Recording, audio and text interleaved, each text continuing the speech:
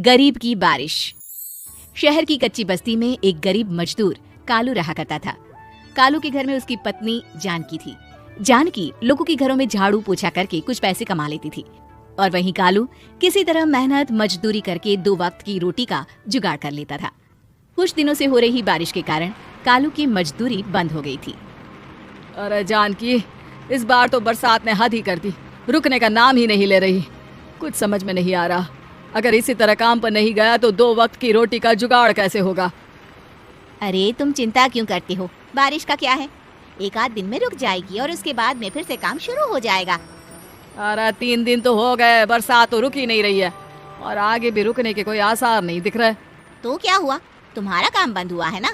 मैं तो अभी भी लोगों के घर झाड़ू पोछा करने जाती ही हूँ। मेरे पगार से कुछ दिन तो निकल ही जाएंगे। अरे घर का खर्चा तो हम किसी तरह चला लेंगे जानकी, लेकिन ये जो छत टपक रही है इसका क्या करेंगे।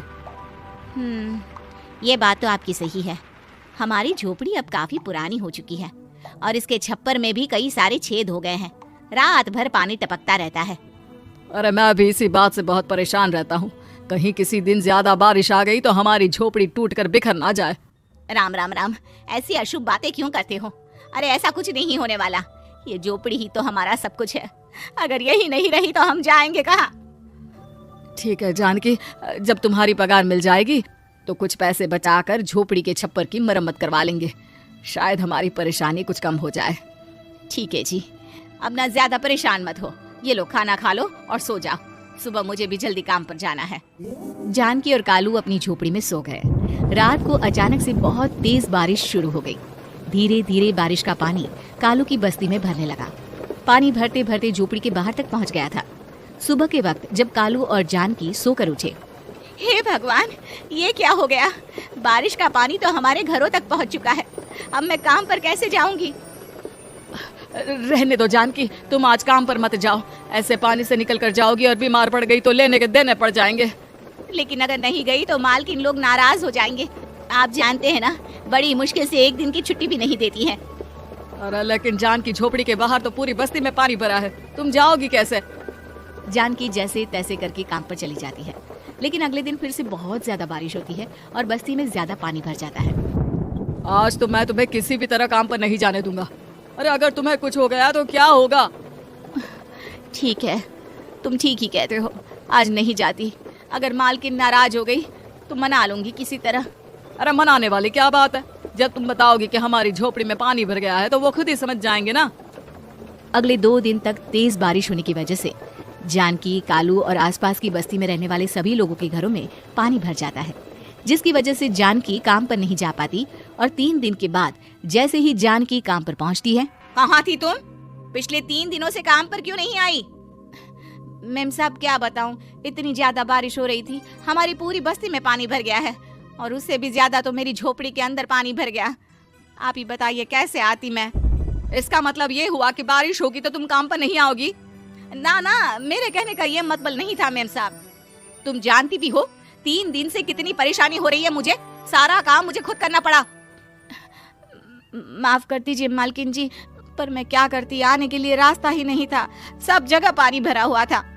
बहाने तो तुझे बहुत बनाने आते हैं। जानकी देख, अगर अगली बार ऐसा किया ना तो फिर काम से हमेशा के लिए छुट्टी। अरे ना ना मालकिन, ऐसा मत कीजिए। बारिश की वजह से मेरे पति की मजदूरी भी छूट गई है। बड़ी मुश्किल से घर में 2 वक्त खाने की रोटी का जुगाड़ हो पाता है। आप मुझे काम से निकाल देंगे तो हम क्या खाएंगे। अगर इतनी ही चिंता है तो फिर रोजाना काम पर आया करो। चलो अब जल्दी से जाकर घर का सारा काम करो। बारिश रुकने का नाम ही नहीं ले रही थी। पूरे शहर में बाढ़ जैसे हालात बन गए थे, लेकिन नौकरी जाने के डर से जानकी किसी तरह रोज काम पर जाती थी। एक दिन जब जानकी काम करके अपने घर लौट आई तो अचानक उसकी बस्ती में कुछ लोगों का शोर सुनाई दिया। अरे लगता है बाहर कुछ हुआ है, मैं जाकर देखता हूँ। हाँ हाँ, पता तो कीजिए, ये बस्ती में लोग इतना शोर क्यों कर रहे हैं। बाहर जाकर कालू ने एक आदमी से पूछा, अरे क्या हुआ भाई, इतना शोर क्यों मचा रहा है। अरे क्या बताए भैया, अपनी बस्ती के बाहर एक पुल टूट गया है और वहाँ पर एक कार फंसी है। थोड़ी देर में अगर किसी ने नहीं बचाया ना तो वो कार पानी में बह जाएगी। ये क्या कह रहे हो भैया, कार के अंदर कोई है क्या। हाँ, कोई औरत बैठी है, अकेली है, बहुत रो रही है बेचारी, मदद के लिए बुला रही है। अरे तो हमें जाकर उनकी मदद करनी चाहिए ना। अरे लेकिन इसमें बहुत खतरा है, हमें अपने आप को बचाना चाहिए। पानी कभी भी हमारी बस्ती की तरफ आ सकता है। अरे तुम्हें नहीं चलना तो मत चलो, लेकिन मैं तो जाकर उस औरत की मदद जरूर करूंगा। कालू उस जगह पर पहुंचता है जहां वो औरत कार में फंसी हुई थी। वहां पर पानी का बहाव बहुत तेज था और सारा पानी कालू की बस्ती की तरफ ही आ रहा था। कालू ने एक बड़ी सी रस्सी को पेड़ से बांध दिया और दूसरे सिरे को कार की तरफ फेंक दिया और उस औरत को रस्सी के सहारे बाहर आने के लिए कहा। तभी वहां जानकी भी दौड़ती हुई आई। अरे ये तो मेरी मालकिन है जिनके यहाँ मैं काम करने जाती हूँ। और मैडम जी आप डरिएगा मत, आपको कुछ नहीं होगा। आपकी गाड़ी को भी मैंने रस्सी से बांध दिया है। थोड़ी देर में पानी का बहाव कम हो जाएगा, फिर हम आपकी कार को भी बाहर निकाल लेंगे। क्या तुम जानकी के पति हो? हाँ, जानकी मेरी ही पत्नी है, आपके यहाँ काम करती है ना। लेकिन मेम साहब आप यहाँ पानी में कैसे फंस गई? अब क्या बताऊं, मैं अपनी सहेलियों के साथ पिकनिक पर गई थी, वहीं से लौट रही थी। अचानक पानी का बहाव तेज हो गया और मेरी गाड़ी फंस गई। अरे कोई बात नहीं मालकिन, अब ना आप बिल्कुल सुरक्षित हैं। मैं तो बहुत बुरी तरह डर गई थी। कब से मदद के लिए चिल्ला रही थी, लेकिन कोई मेरी मदद के लिए नहीं आया। भला हो तुम्हारा पति का जिसने मेरी जान बचा ली। लेकिन जानकी, मैंने तुम्हारे साथ बहुत गलत व्यवहार किया। इतने खराब मौसम और बाढ़ में भी तुम्हें काम पर आने के लिए कहा, नौकरी से निकालने की धमकी भी दी, और तुमने मेरी जान बचाई। मुझे माफ कर दो। अरे कोई बात नहीं मालकिन, आपकी जान बचाना तो हमारा धर्म था। देखो जानकी, तुम्हारी झोपड़ी में जो भी नुकसान हुआ है उसके लिए मैं तुम्हें पैसे दूंगी। आज तुम्हारे पति ने मेरी जान बचाई है और आज के बाद मैं तुम्हें कभी भी नौकरी से निकालने की धमकी नहीं दूंगी। आज मैं तुम्हारी परेशानी को अच्छी तरह समझ चुकी हूँ। हम जैसे पैसे वाले लोगों के लिए अपने घर में बैठकर बारिश का मजा लेना बहुत आसान है, लेकिन तुम गरीब लोगों के लिए बाढ़ और बारिश काफी परेशानी खड़ी कर देते हैं। ये बात मुझे आज अच्छी तरह समझ आ गई है।